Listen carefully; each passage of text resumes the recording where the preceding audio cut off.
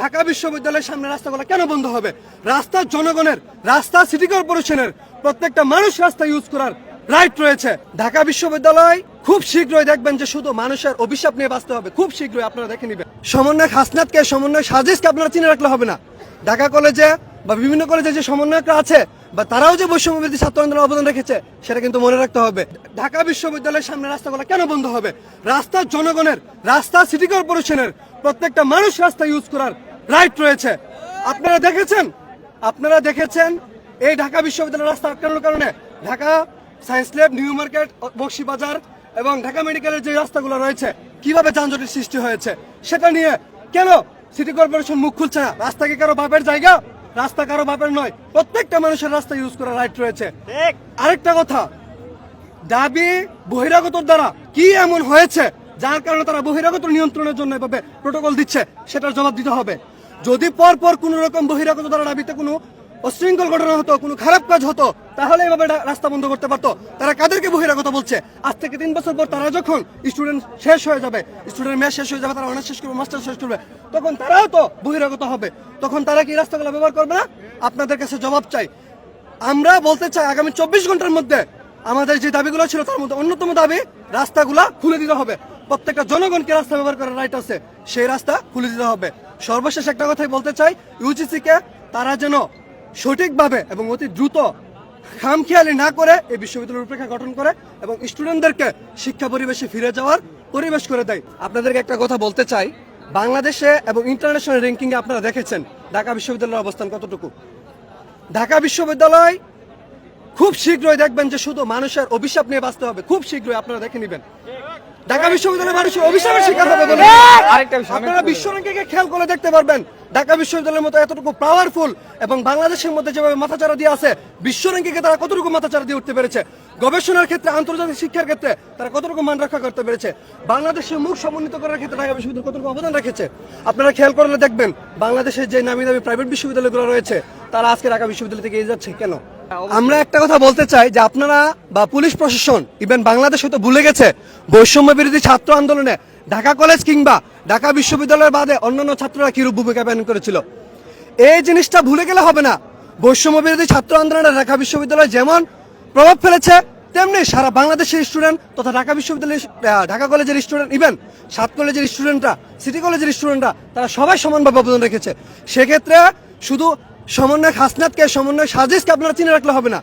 ঢাকা কলেজে বা বিভিন্ন কলেজে যে সমন্বয়করা আছে বা তারাও যে বৈষম্য বিরোধী ছাত্র আন্দোলনে অবদান রেখেছে সেটা কিন্তু মনে রাখতে হবে। আপনারা পুলিশ প্রশাসন, ওরা কোথা থেকে এসেছে? ওরা কি ঢাকার ভিতরে ছিল না? বা ওরা কি নিউ মার্কেট থানার না? তাহলে ওরা সমন্বয়ক রাকিব ভাইকে কেন চিনতে পারেনি? চিনতে পারো আর না পারো, গতরাতে এবং বেদরক পিটানোর কারণটা কি? স্টুডেন্টরা তাদের যুক্তিক দাবি নিয়ে বিক্ষোভ করেছে, আপনারা কেন এভাবে পিটাবেন? আর কাউকে তো পিটাবেন না। ঢাকা কলেজের কোনো স্টুডেন্টকে তো, ঢাকা বিশ্ববিদ্যালয়ের কোনো স্টুডেন্টকে তো এভাবে পিটাতে দেখেন নাই। ইভেন আমরা দেখেছি, আপনারা ফুটেজ খেয়াল করে দেখবেন, পুলিশের পিছনে ডাবির স্টুডেন্টরা ছুটে ছুটে এসেছে। সেটা সারা বাংলাদেশ দেখেছে, আমরা দেখেছি, সর্বক্ষণ দেখেছি। মনে হচ্ছে যেন তারা পুলিশের চেয়ে বেশি, পুলিশ প্রোটোকল দিয়ে স্টুডেন্টদেরকে মারাচ্ছে এমন মনে হচ্ছিল।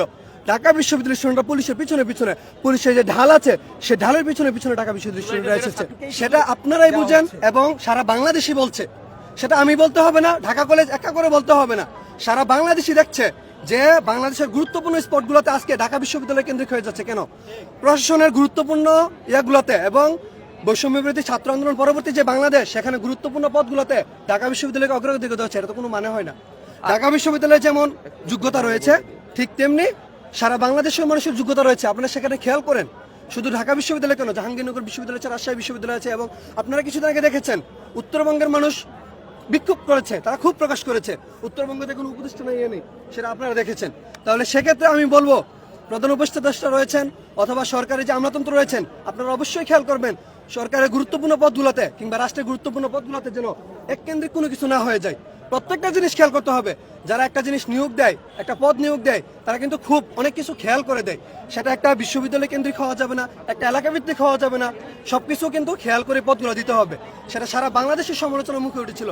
আমি আরেকটা কথা বলতে চাই, সারা বাংলাদেশের যে প্রশাসন রয়েছে তাদেরকে সজাগ হওয়া উচিত। আপনারা একটা সংঘর্ষ হতে দিন, পরবর্তীতে এসে একপাক্ষিকভাবে সংঘর্ষ শেষ করার চেষ্টা করেন, এটা তো হয় না। পুলিশ প্রশাসন প্রথম নীরব ভূমিকা পালন করেছিল, প্রথমে সবাইকে আলাদা করার চেষ্টা করেছিল, পরে যখন দাবি এগিয়ে এসেছে বা পরবর্তী এসেছে পুলিশ প্রশাসন বা অন্যান্য তারা চলে গেছে। আপনারা দেখেছেন ঢাকা কলেজের স্টুডেন্টদের কাছে কোনো রকম অস্ত্র বা কোনো রকম যে লাঠি শুটে এসব কিছুই ছিল না প্রথমে। পরবর্তীতে আমরা তেমন খেয়াল করার মতো কিছু দেখি নাই, কিন্তু ঢাকা বিশ্ববিদ্যালয়ের স্টুডেন্টরা হল থেকে সমস্ত ধরনের স্টাম্প, লাঠি শুটা, তাদের ব্যাট বা মরণ সংগ্রামী সবকিছু তারা নিয়ে এসেছে। এসব সরঞ্জাম তারা কোথায় পেল? আগে ছাত্রলীগে আমরা দেখতাম হলে বিভিন্ন সরঞ্জাম থাকতো, আগ্নেয়াস্ত্র থাকতো, ঠিক আছে, কালকে অস্ত্র আসে নাই, কিন্তু এমন লাঠি শুটা এসেছে, এগুলো তারা কোথায় পেল? একজন স্টুডেন্ট হিসাবে তো এগুলা হলে থাকার মতো না। তারা একজন হলের স্টুডেন্টরা তো কখনো এভাবে সন্ত্রাসীর মতো আক্রমণ করতে পারে না। তারা কেন এতটুকু দূরে নীলক্ষেত তুরন ভেদ করে, নীলক্ষেত মুর ভেদ করে, গণতন্ত্র তুরুত ভেদ করে তারা নিউ মার্কেটের সামনে, ঢাকা কলেজের সামনে এতটুকু আসলো কিভাবে? জায়গাটা কম করে হলো 700 থেকে 800 মিটার হবে, এতটুকু দূরে তারা কিভাবে আসলো আর কেন আসলো?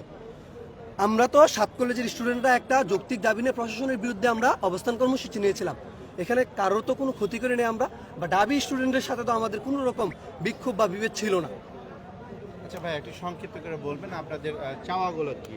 আমাদের চাওয়া হচ্ছে, আপনারা দেখেছেন গতকাল আমাদের ভাইয়েরা আহত হয়েছে এবং পুরো বিশ্বে যেই হেয় প্রতিপন্ন বিহেভ করেছে, তার হেয় প্রতিপন্ন বিহেভ কিন্তু তার মতো একটা অবস্থান থেকে আশা করা যায় না, এবং এটা খুবই ঘৃণিত একটা কাজ। তিনি জাস্ট গত রাত্রে দুঃখ প্রকাশ করেছেন, তাও সংঘর্ষ হওয়ার পর একটা খেলা খেলিয়ে তারপর তিনি দুঃখ প্রকাশ করেছেন। এরকম তো হয় না, এরকম হটকারিতা করলে কোনো স্টুডেন্টরা মেনে নেবে না।